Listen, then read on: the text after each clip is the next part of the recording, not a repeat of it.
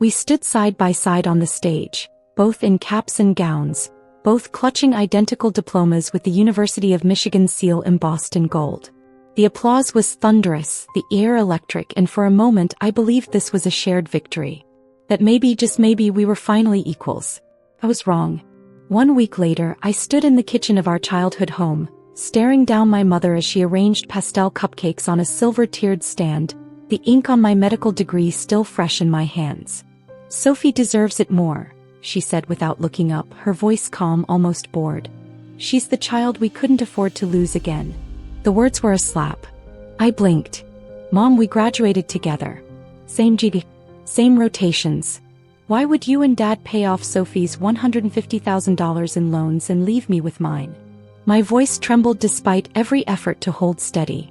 She adjusted a swirl of frosting like it mattered more than the weight in her words.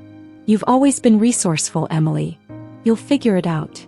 Behind me, my father entered, nodding like it was some sort of diagnosis. "You had Dr. Hale mentoring you. You've always had more advantages." That word hit harder than I expected. Advantages. I thought about the gas station gift card they gave me for my 21st birthday while Sophie unwrapped a brand new car. I thought about my solo research in the neurology lab while Sophie was off skiing in Aspen with them.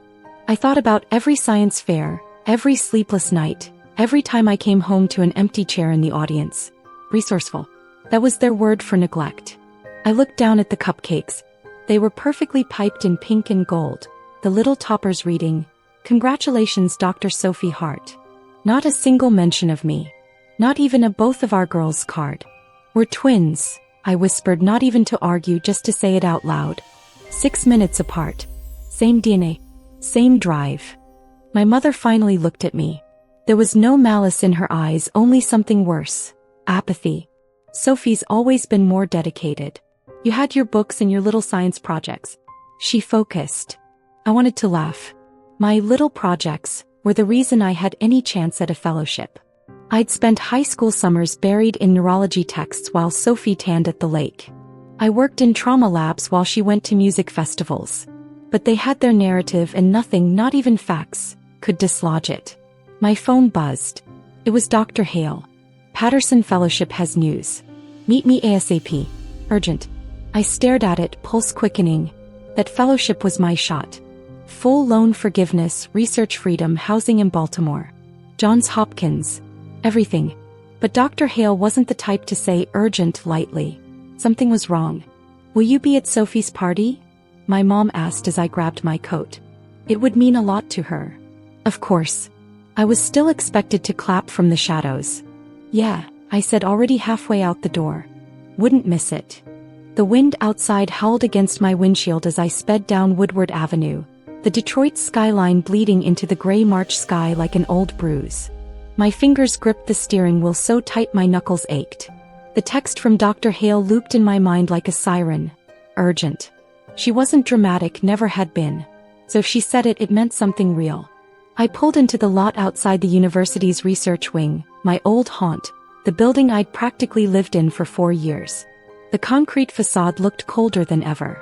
Inside, Dr. Hale's office was immaculate as always, walls lined with leather-bound journals, a single photo of her shaking hands with a Nobel laureate, and an atmosphere that always smelled like lavender and focus. She looked up as I entered, her sharp blue eyes already reading me. "Sit," she said. "Good news and bad." I sat, medical diploma still clutched like a shield in my arm. "The Patterson?" I asked, not even daring to hope. She gave a rare, small smile. "You got it. They loved your dual-method regeneration approach. Loan forgiveness, full stipend, housing, the works." The air left my lungs in one massive, shuddering breath. For a brief moment I felt weightless, like I'd broken free from something heavy and invisible that had lived on my back since freshman year. "But," she added, sliding a tablet across the desk, "this surfaced last night." I looked down and froze. There was my raw data. Every detail of my neurovascular trial, every chart, every note I'd written in ink-stained journals at 3 a.m. All of it uploaded anonymously to a medical forum. If the committee thinks you leaked it, or worse, stole it, your offer's gone. We're on thin ice. I felt physically sick. Who would do this? But I already knew. Ethan Blake. We'd both applied to be Dr. Hale's research assistants 2 years ago. I'd won, he'd sulked. Since then, he'd floated around the department like a bad smell. Charming in the worst kind of way, always hovering near my projects, always one step behind and resenting it. Hale nodded. He's the obvious suspect. I'm having the IT team trace the source. If we get confirmation, we can squash this before the committee meets tomorrow. I wanted to scream. After everything, after clawing my way through med school, after being the daughter they left behind, I was going to lose everything because someone couldn't handle losing? I tried to swallow the rage, but it burned in my chest like acid. What do I do? Confront him, Hale said. Sophie's party tonight. He'll be there. I'll be watching. If he slips, we record it. Just get him talking. My phone buzzed again. I expected another message from Hale or the IT team, but it was from an unknown number. The message read, "Your data is just the start. Ask your mother about the third birth. She knows why you're expendable." I blinked, reading it twice. Third birth? What third birth? Sophie and I were twins. We'd always been told that. 2 babies. 2 girls. Born 6 minutes apart in a Cleveland hospital. But my mother's voice echoed in my mind again. Sophie is the one we couldn't afford to lose. Again. I looked up. Dr. Hale, I whispered, holding out the phone. Read this. Her expression sharpened as she scanned the message. Where did this come from? No clue. But what does that mean? Third birth? Hale tapped the screen, her fingers moving fast. Came from a university IP address. Athens? Maybe. But this line, this is personal. You wouldn't know this. Not unless someone fed it to him. I felt ice settle in my veins. You think my mom told him? Hale didn't answer directly. I don't believe in coincidences. You need to talk to her. Now. The house was quieter than I remembered, the kind of silence that pressed against your ribs and made your thoughts louder. The scent of lavender candles drifted from the living room, soft and artificial. My mother always lit them before guests arrived, as if aroma could mask deeper rot. The party prep was in full swing, gold streamers, champagne flutes, and a cake that screamed celebration. For Sophie, of course. Always Sophie. I walked through the entryway like a ghost, unannounced, uninvited. My mother was in the dining room, fussing over a floral centerpiece when she saw me. She smiled, the kind of smile that didn't reach the eyes. You're early, she said. The party doesn't start for another hour. We need to talk, I said quietly. Her hands froze mid-adjustment. Emily, not now. You know tonight is important for, what's the third birth? The question sliced through the air like broken glass. Her whole body stiffened. She blinked once, then again, as if the words hadn't made sense the first time. What are you talking about? She asked, but the pitch in her voice gave her away. Don't lie to me, I said, stepping forward. I got a message. Someone knew about it. And they're using it to hurt me. Her hands trembled, still hovering above the flowers. Emily, did you lose a baby before Sophie and me? I asked, my throat tight. Or was there another one? With us? She said nothing. Just stood there, eyes wet but unblinking. I pressed again. You said Sophie was the child you couldn't lose again. What did that mean? What are you hiding? The tray of glasses she'd been setting slipped from her hand. Crystal shattered across the hardwood, sharp and glittering like teeth. She covered her mouth but didn't bend to clean it. Didn't move. I didn't either. I waited. Finally, she whispered, it was a boy. Her voice cracked. James, he was born with you. But he didn't make it. I felt my knees buckle, had to grab the back of a chair. Triplets. She nodded. We never told you. We couldn't. It was too much. You were so small, and Sophie, she was the only one who came out strong. James. Her eyes closed. He lived for an hour. I wanted to say something, anything, but all that came out was air. My chest felt hollow. Why didn't you tell us? Because, she said, I didn't want either of you to carry that grief. But I never recovered from it. And when you got sick right after birth, she stopped. I focused everything on Sophie. She was healthy, stable. I couldn't lose another. I stared at her, rage simmering just beneath the surface. So you made me pay for surviving. No, that's not. You ignored me. You poured everything into Sophie. And then you blamed me for being here. My voice rose. You even helped someone sabotage my career. Or did you think I wouldn't find out that you talked to Ethan? Her eyes snapped to mine. I didn't tell him anything about your research. But you told him about James, I said. Or you told someone who told him. And now it's being used against me. For a second, just one guilt flickered across her face. Then she looked away. I wanted to protect Sophie's chance. So, she doesn't have the connections you do. The backing. The favor from Dr. Hale. I earned all of it, I hissed. While you were flying out for her volleyball tournaments, I was sleeping on lab floors. While she failed OChem and got a tutor, I passed without help. You know what? Maybe I was resourceful. But that doesn't mean I deserve to be treated like I was disposable. Her lips trembled, but she said nothing. And you kept James a secret.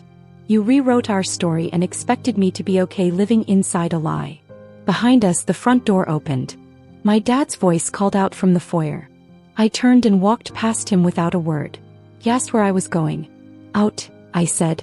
Before the second act of this family tragedy begins. I didn't look back. I couldn't. My phone buzzed again in my coat pocket as I stepped into the night. This time it was from Dr. Hale. We traced the leak. It came from a university server. Registered under E. Blake. Meet me at the party. Time to end this. I stared at the screen, heart pounding. The pieces were falling into place, fast and sharp. But so was the fallout. I had just unearthed a dead brother, cracked open a lie that had shaped my whole life. And now I was about to walk into a room full of people celebrating a sister who had been handed everything while I fought for every scrap. Tonight wasn't just about Sophie anymore. It wasn't even about the fellowship. It was about reclaiming a name that had never really belonged to me. Time to raise hell. Or maybe, finally, to bury the past. The banquet hall was glowing when I arrived.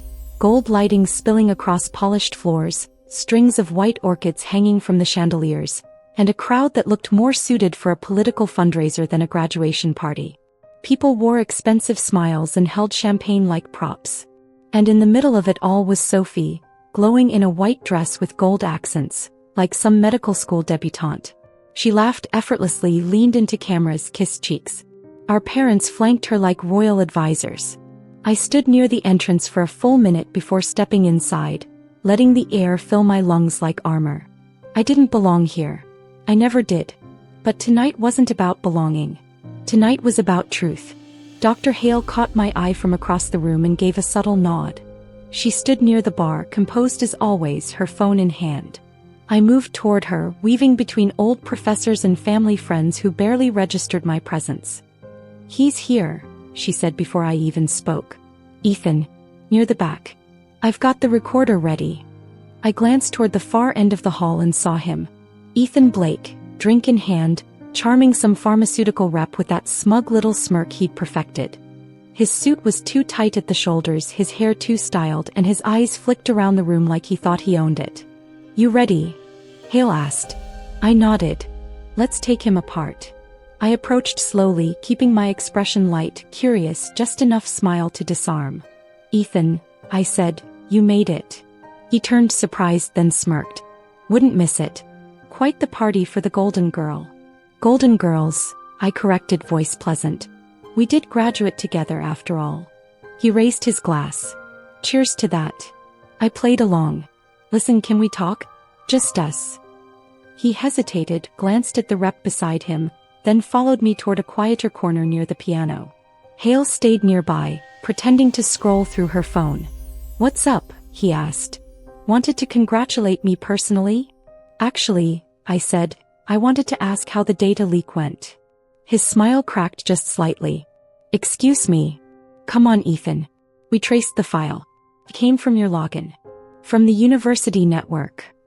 I watched the flicker of panic cross his face. I don't know what you're talking about. You sent it to that forum. You tried to sabotage my shot at Patterson.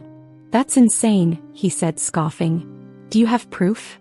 Yes, Hale said, stepping forward, recorder in hand. We do. He turned red instantly. This is entrapment, he hissed. You can't. You leaked federally protected research data, Hale said coolly. That's a felony. And we're not done. Ethan's eyes darted around the room like a cornered animal.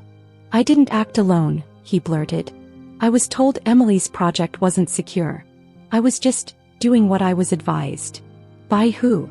Hale asked. Ethan's jaw worked. It wasn't personal. Who told you? I pressed. He looked at me, and for the first time I saw real fear in his face. Your mother. The room seemed to tilt. I blinked. What? She said the data was at risk, that you weren't ready, that sharing it would bring attention to the right person. He swallowed. I thought she meant Sophie. She said the fellowship should go to the one who deserved it more. My pulse roared in my ears. So you sold me out because my mother told you to? She made it sound like you were unstable, like you were obsessing. She said you needed to be protected from yourself. Hale stepped between us. We'll handle this legally. You need to leave. Now. Ethan didn't argue. He left, fast and awkward, brushing past partygoers who barely noticed. I stood frozen. My mother.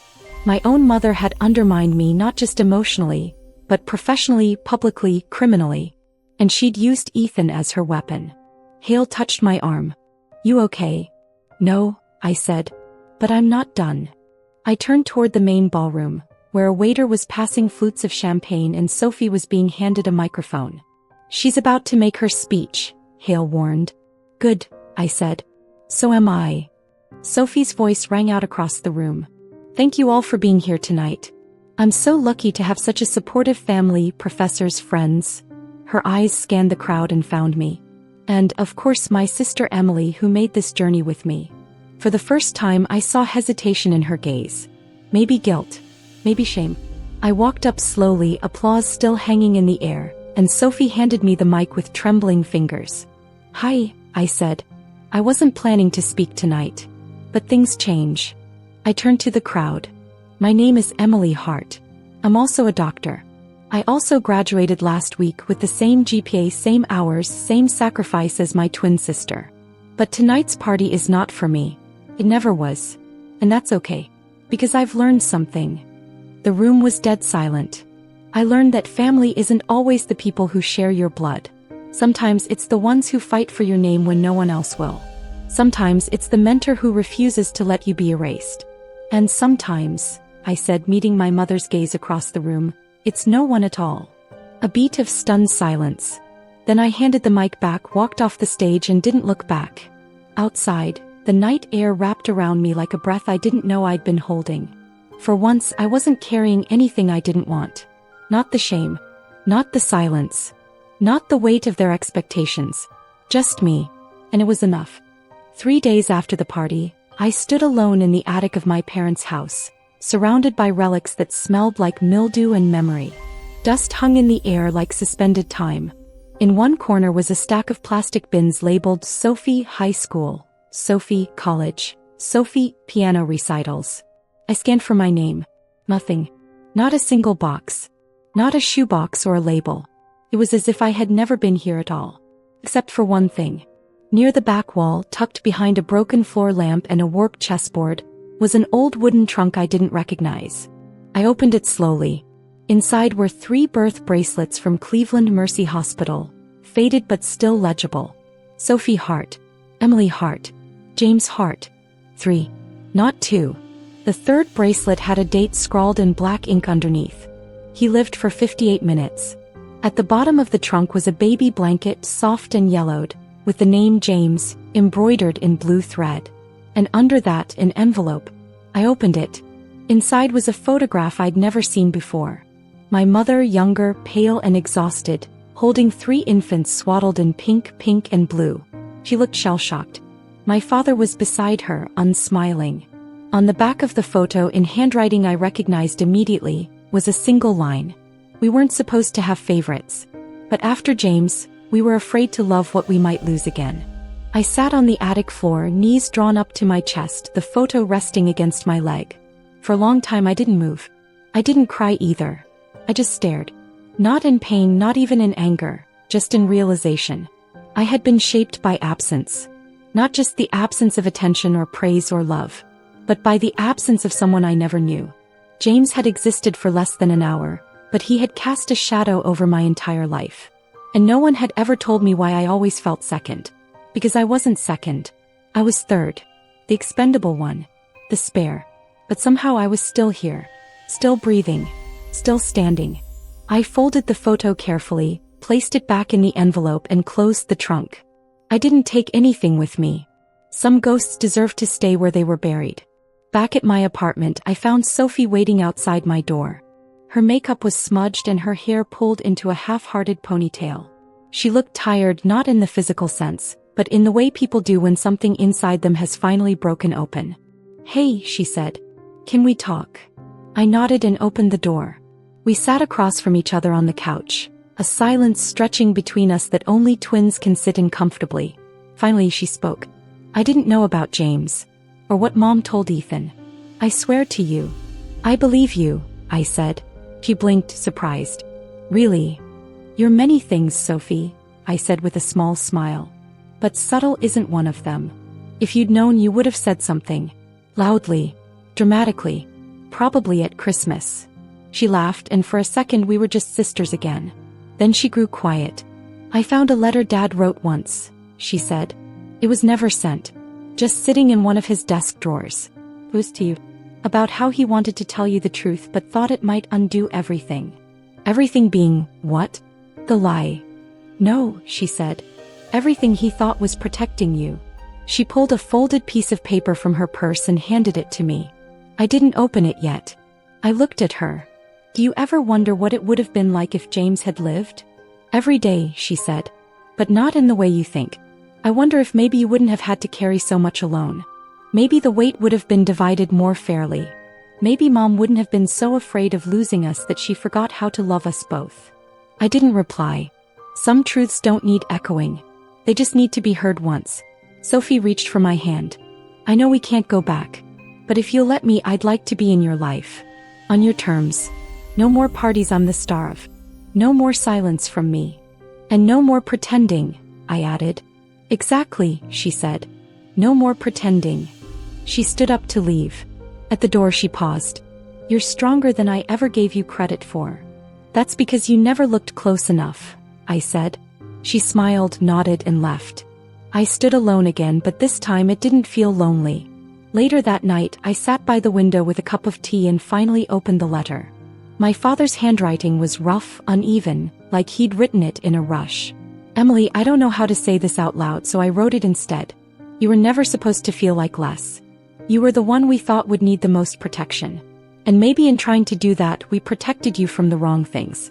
We protected you from truth, from fairness, from being seen. And that's on us. I wish I'd been braver. But I want you to know, I always knew how bright you were. Even when I didn't say it. Especially then. Love it." I folded the letter and placed it in the same drawer where I kept my acceptance letter from Johns Hopkins. I had packed the rest of my things already. My flight was in the morning. Baltimore was calling. A new fellowship. A new home. A place where I wasn't a replacement, a shadow, or the third child no one mentioned. I was just Emily. And for the first time in my life, that felt like enough.